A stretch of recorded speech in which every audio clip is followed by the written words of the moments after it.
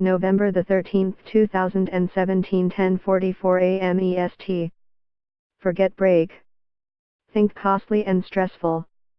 As the strike in Ontario's 24 community colleges enters its fifth week, students are starting to add up the numbers about the hit they've taken since the walkout by 12,000 faculty members began a month ago. Rent, groceries, getting around bills are piling up for what's essentially been dead time for many students, who've now been out of class almost as long this semester as they were in, with some schools including London-based Fanshawe College already moving to extend the fall semester into the new year. Add to that other threatened domino effects from the strike, such as not being able to move on to other courses or jobs, as expected, and some students are seeing red. There's also the hard fact they've paid for education they're not getting, something that really stings for Marisa Burajina, a dental hygiene student in London who's paying out about $13,000 a year in tuition.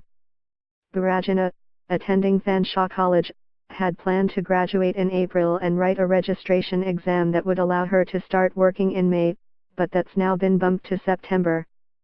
This means that I may not be able to start working until the end of 2018, which is hard when I have to pay off $50,000 in loans, she said. Burajina's course is a combination of lectures, clinical requirements and community placements.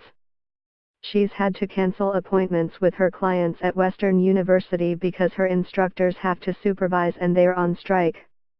My hope is that I can get back to school really soon because the lack of sleep and stress my classmates and I have been experiencing is almost worse than when we are in school, she said.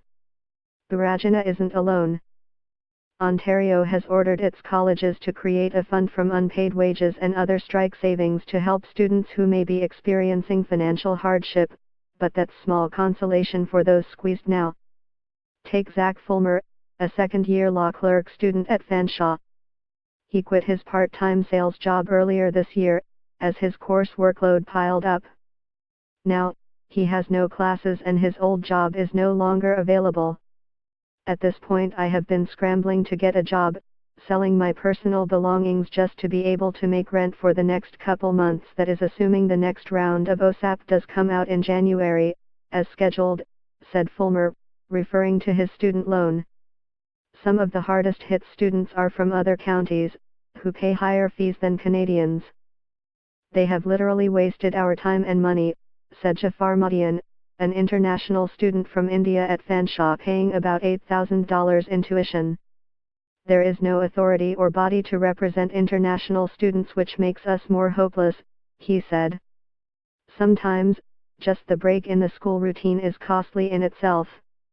Jocelyn LaRue is a single mother of two who lives near Mitchell. Normally, she drives her kids to school in London and then goes to class. Being on strike means having no place to be every day, so I drive an extra 2 hours daily to go home, and come back again to pick up my kids. This means spending double on gas 5 days a week, she said.